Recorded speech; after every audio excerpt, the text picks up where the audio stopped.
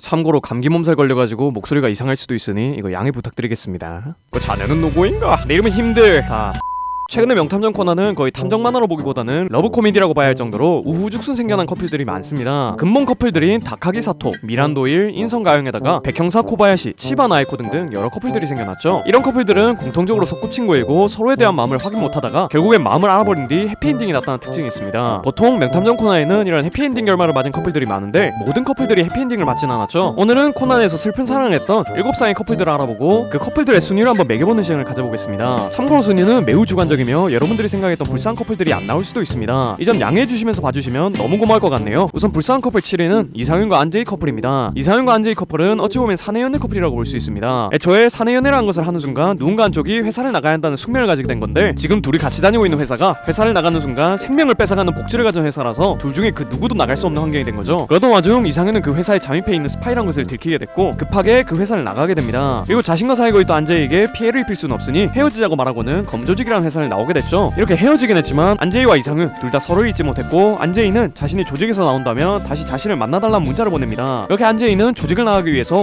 고군분투했지만 결국 조직에 의해 죽임을 당했고 이상윤은 현재까지도 안재희를 추억하는 중입니다. 이 커플이 아련한 게 우선 이상윤이 안재희에게 접근했던 것은 조직의 정보를 얻기 위함이었습니다. 그러니까 애초에 애정이란 것 없이 안재희에게 접근했다가 점점 안재희를 좋아하게 됐고 안재희 역시 이상윤이 본인에게 목적이시 접근한 걸 알고 있었지만 진심으로 이상윤을 좋아하고 있었습니다. 이런 두 사람의 진심은 이상윤이 조직을 나갈 때쯤 서로가 알게 됐고 원래 서로의 진심을 알게 되면 해피엔딩이 기다리고 있어야 했지만 결국 누군가의 죽음으로 인해 서로의 사랑이 못 이루어지게 된 겁니다. 만약 안재희가 살아있었다면 이상윤이 FBI들과 함께 그녀를 보호하지 않았을까 하는 생각도 들어서 좀 안타깝더라고요. 이 커플을 보면 사내연애는 하면 안 된다 라는 것을 잘 알 수 있을 것 같습니다. 자, 다음 불쌍한 커플 6위는 명가의 연속 변사 사건에서 나왔던 히데오미와 미유키란 커플입니다. 얘네 이야기를 잠깐 얘기해드리자면 이 미유키란 여자는 부모님을 화재 사건으로 잃은 여자입니다. 그리고 본인도 그 화재에 휘말려서 죽을 뻔했는데 히데오미란 남자가 미유키를 살려줬고 부모님이 사라져서 굉장히 불안정한 미유키를 옆에서 응원해주고 자신감을 올려줬던 게 히데오미란 남자였습니다. 근데 이 히데오미는 미유키를 구하면서 얼굴에 화상을 입었고 그 화상을 수술할 정도의 재력이 됐지만 왠지 수술을 하진 않았습니다. 그렇게 둘은 계속 연락을 주고받으며 살다가 미유키가 먼저 히데오미에게 결혼하자고 했고 히데오미는 흔쾌히 승낙을 합니다. 하지만 히데오미는 명탐정 코난의 사신 하인성과 코난이 히데오미의 저택 근처로 오는 바람에 죽음을 맞이합니다. 이렇게만 보면 그저 평범하게 사별을 한 커플처럼 보이지만 자세한 내막을 살펴보면 좀 다릅니다. 우선 히데오미에게는 미치아키라는 형제가 한 명 있었습니다. 둘은 같이 다니다가 미치아키가 어떤 여관에다가 불을 질렀고 히데오미는 그걸 보던 중 아직 여관 안에 어떤 여자아이가 있는 걸 알고는 바로 그 불타는 집에 들어가서 여자아이를 구해옵니다. 하지만 그 여자아이의 부모님은 구하지 못했고 히데오미는 그 죄책감에 빠져서 지울 수 있는 화상 자국을 평생 가져가야 할 본인의 죄책감이라고 생각하며 지우지 않고 있던 거였죠. 그러다가 미유키가 자신에게 청혼을 했고 히데오미는 그걸 받아들였지만 내가 이 사람과 결혼해도 되는 걸까 하는 생각을 했습니다. 그러다가 결국 결혼 하루 전 죄책감 때문에 자신이 저지른 죄들과 사과를 적은 유서를 남기고 스스로 목숨을 끊었던 거였습니다. 이렇게 스스로 목숨을 끊은 히데오미를 제일 처음으로 발견한 것이 미유키였고 유서를 보고는 모든 사건의 진상을 파악하고 나서 미치아키를 죽이겠다고 결심합니다. 그렇게 미유키는 미치아키를 죽이는 데 성공했고 당연하게도 이 범행은 코난과 인성에게 들키게 됩니다. 그런데 이 범행 과정을 보면 히데오미가 사실상 미유키 부모님의 죽음을 방관했음에도 불구하고 미유키는 히데오미를 사랑했다는 걸 알 수 있습니다. 미유키는 범행을 저지를 때 히데오미의 시신을 이용하여 트릭을 짭니다. 그 트릭이란 시신을 땅에 묻으면 시체 부패 속도가 늦어진다는 트릭이었죠. 그래서 땅에다가 묻었던 히데오미의 시신을 사람들이 히데오미를 슬슬 찾기 시작할 때 분수대에 물 안에 넣어놨고 알아서 찾아주길 기다렸습니다. 하지만 시간이 지나도 히데오미의 시신을 찾지 못하자 자신이 사랑했던 남자가 더 이상 차가운 물 안에 있는 것이 싫었던 미유키는 일부러 히데오미의 시신이 있는 곳을 간접적으로 알려주게 되죠. 그리고 마지막에는 히데오미를 따라야겠다고 말하며 자살하려고까지 했습니다. 이렇듯 히데오미와 미유키는 서로를 진심으로 사랑했지만 한쪽이 너무 큰 죄책감을 가지고 있는 바람에 이루어지지 못한 사랑이라고 볼 수 있습니다. 만약 히데오미가 그렇게 스스로 목숨을 끊는 선택을 하지 않고 미유키에게 그동안 있었던 일을 진심을 다해 사과를 하고 과거에 이런 일이 있었지만 진심으로 너를 사랑하고 있다 라는 식으로 말했다면 이런 비극은 일어나지 않았을 거란 생각이 드네요. 자, 그 다음 슬픈 사랑을 했던 커플 5위는 남도일과 미란이입니다. 이 커플은 지금에서야 커플이 됐고 서로의 사랑을 확인한 덕분에 그닥 불쌍하지 않은 것처럼 볼 수 있지만 과거에는 짠하게 그지없는 커플이었습니다. 미란이는 자신이 좋아하는 도일을 보고 싶어 하지만 도일이는 자신의 모습을 드러낼 수가 없으니 전화로만 미란이를 상대하고 이런 시간이 오래되다 보니 미란이는 결국 지치게 되고 도일이가 보고 싶어서 눈물 흘리는 날이 많아졌습니다. 이게 뭔가 예전의 도일이와 미란이를 보면 장거리 연애를 하는 커플들과 비슷하다는 생각이 들더라고요. 장거리 연애하는 커플들도 보고 싶을 때 못 보고 정말로 보고 싶을 때 영상통화로 얼굴을 보거나 그냥 전화로 목소리만 들을 수 있는 것 같던데 도일이와 미란이 커플과 비슷한 것 같더라고요. 이런 장거리 연애하는 애들 특징이 애틋하다는 건데 도일이와 미란이는 애틋함 빼면 거의 가족만 닮는 수준이니까 장거리는 아니지만 장거리 연애한다고 볼 수 있을 것 같습니다. 만약 여러분들 중에서 장거리 연애를 하는 분들이 계시다면 본인들을 남도일과 유미란으로 생각하고 연애하시면 자존감 향상에 도움이 될 것 같네요. 그 다음 슬픈 사랑을 했던 커플 4위는 장미와 코난입니다. 솔직히 이 커플은 사랑을 했다기보다는 장미 혼자만의 짝사랑이라고 보면 될 것 같습니다. 작품을 보면 아시겠지만 장미는 코난을 알게 모르게 많이 의지했습니다. 자신이 위험에 빠졌을 때 도움을 준 것도 코난이고 코난에게 지켜줄 거냐고 물어보기도 했으며 미란이를 살짝 견제하는 모습도 보여줬었습니다. 물론 이것을 사랑으로 칠 거냐 아니면 그냥 같은 처지에 있는 동료로서 그렇게 편하게 대한 게 아닐까 하는 의문도 있습니다. 하지만 저는 장미가 코난을 좋아했기 때문에 이런 행동들을 했다고 생각하고 장미에게 코난은 충분히 호감 갈 만한 인물이기 때문에 더욱더 장미가 코난을 짝사랑한 게 맞다는 생각을 했습니다. 그래서 자신이 짝사랑하고 있는 인물이 이미 다른 사람을 좋아하고 있다는 건 정말 너무나 슬픈 상황이기 때문에 이 장미 코난 커플도 슬픈 사랑에 해당하지 않나 하는 생각을 해봤네요. 자, 그 다음 슬픈 사랑을 했던 커플 3위는 웨딩이브에서 나왔던 커플입니다. 이 에피소드에서 유명한과 코난은 유명한의 동창이 결혼한다는 것을 듣고 그 친구를 축하해주기 위해 결혼식 전야제에 참석을 합니다. 들어보니 그 커플은 혈액형부터 생일까지 닮은 것들이 너무 많아서 천생연분인 것 같다는 생각을 했다고 하네요. 그렇게 행복할 것만 같았던 커플은 여자가 잠시 차를 보러 갔다가 차가 터져버리면서 이런 행복이 깨지게 됩니다. 코난과 유명한은 이런 일을 저지른 인간이 누구일까 하면서 여러 단서들을 찾기 시작하는데 단서를 찾다 보니 슬픈 사실을 알게 되죠. 사실 여자는 누군가에게 살해당한 게 아니라 자살을 한 거였습니다. 자살한 이유는 자신이 너무나 사랑했던 남자가 알고 보니 자신의 쌍둥이라는 것을 알게 되고 나서 충격으로 스스로 목숨을 끊었던 거였죠. 이건 서로 운명이라고 생각했던 커플이 알고 보니 결혼할 수 없는 혈육이라는 걸 알게 되고 나서 한쪽은 죽음을 선택하고 한쪽은 절규를 하는 장면들이 너무나 안타까워서 이렇게 3위라는 순위에 넣어봤습니다. 그 다음 슬픈 사연을 가진 커플 2위는 도토리 거미저택의 괴이라는 에피소드에서 나왔던 로버트와 미사 커플입니다. 우선 이 커플은 로버트가 산에서 조난을 당하며 시작합니다. 조난을 당한 로버트를 미사라는 여자가 발견하게 됐고 집으로 데려와서는 정성껏 그를 돌봐주기 시작합니다. 미사는 로버트를 데려오기 전까지 개인 사정 때문에 우울한 나날들을 보내고 있었는데 로버트 덕분에 다시 밝아지기 시작했고 로버트 역시 미사를 보며 눈부신 신부를 찾으러 왔다고 농담을 하는 등 거의 연인관계로 발전하게 됐죠. 그러다가 로버트는 자신의 고향으로 돌아가야 했고 로버트 자신을 잘 따르던 쌍둥이 아이들을 통해 미사에게 어떤 메시지를 전하게 됩니다. 근데 그 메시지를 받은 미사는 다시 우울해지더니 스스로 목숨을 끊게 됐죠. 로버트는 세월이 조금 지난 뒤 다시 미사를 찾으러 돌아왔는데 미사가 죽었다는 것을 알게 됐고 개빡쳐서 미사를 못 살게 굴었던 거기 있던 집안 사람들을 한 명씩 죽이기 시작했습니다. 하지만 마지막에 이 로버트의 범인이 밝혀지며 미사가 자살한 이유도 밝혀졌는데 그것은 로버트가 전한 메시지 때문이었습니다. 로버트는 미사가 눈부신 사람이다 라는 뜻으로 샤인 이라는 메시지를 보내줬는데 쌍둥이들이 너무 어려서 영어를 몰랐기 때문에 샤인을 신의 즉 일본어로 죽어 라는 뜻으로 미사에게 전해준 거였죠. 그것 때문에 충격을 받은 미사는 자살을 했던 거였습니다. 이러고 로버트는 체포된 뒤 눈물을 흘리며 왜 나는 일본인이 아닌 걸까 그리고 왜 그녀는 미국인이 아닌 거지? 라는 말을 수십 번 중얼거렸다고 합니다. 만약 아이들이 샤인이라는 단어를 알았다면 하다못해 로버트가 직접 미사에게 이 말을 전했다면 살인이라는 참극은 벌어지지도 않고 로버트와 미사는 행복하게 살았을 텐데 너무나 아쉽다는 생각이 드는 커플이었습니다. 자, 마지막으로 슬픈 사랑을 했던 커플 1위는 살인은 커피의 향기 라는 에피소드에서 나왔던 커플입니다. 이 에피소드에는 소규모 외주 제작사의 사장인 소미이란 남자와 그 남자 회사의 직원인 마이코란 여자가 나옵니다. 이 둘은 유명을 찾아와서 어떤 방송을 찍자고 제안을 합니다. 그들을 보고 있던 미란이는 같은 시계를 차고 있다는 걸 받고 둘에게 무슨 사이냐고 물어보니까 둘이 부끄러워가지고 얼버무린 걸 보고는 아, 썸 타고 있구나 라는 생각을 하게 되죠. 아무튼 이런 커플에게 어두운 그림자가 다가왔으니 그건 TV 프로듀서 라이사쿠란 남자였습니다. 이 남자는 소메이에게 마이코를 넘기라는 식으로 말했고 이 제안을 거부한다면 니한테 준 일들을 다 끊어버리겠다고 협박을 했죠. 소메이는 이것 때문에 굉장히 스트레스를 받았고 마이코는 그런 소메이를 안타깝게 바라봤습니다. 그러다가 며칠 뒤 소메이는 TV 프로그램에 관한 회의를 하기 위해 유명한을 데리고 라이사쿠의 집으로 갔고 그의 집으로 가봤더니 라이사쿠는 이미 싸늘해진 시체가 되어 있었습니다. 코난은 소메이 씨가 범인인 것 같다는 생각을 했고 단서를 모으며 소메이 씨가 범인인 것을 입증하려고 했습니다. 하지만 단서를 모으면 모을수록 슬픈 진실이 드러나기 시작했죠. 사실 라이사쿠를 죽인 것은 소메이가 사랑했던 여자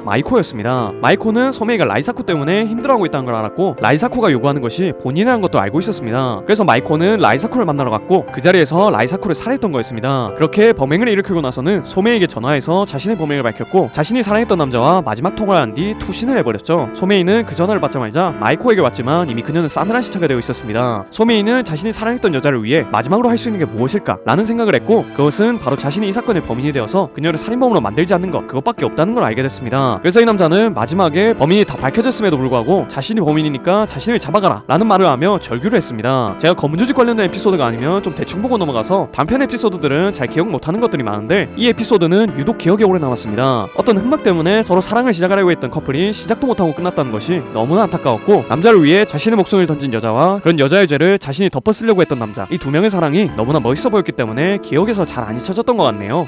오늘은 이렇게 슬픈 사랑을 했던 커플 7팀만 알아봤습니다. 솔직히 다 비등비등했는데 1위는 정하기가 너무 쉬웠습니다. 만약 여러분들 중에 제가 1위로 뽑았던 에피소드를 보지 않은 사람들이 있다면 한번 보시는 것도 좋을 것 같네요. 오늘도 이런 영상 봐주셔서 너무 고맙고 전 더 재밌는 영상으로 돌아오겠습니다. 그럼 다음 시간에 만나요.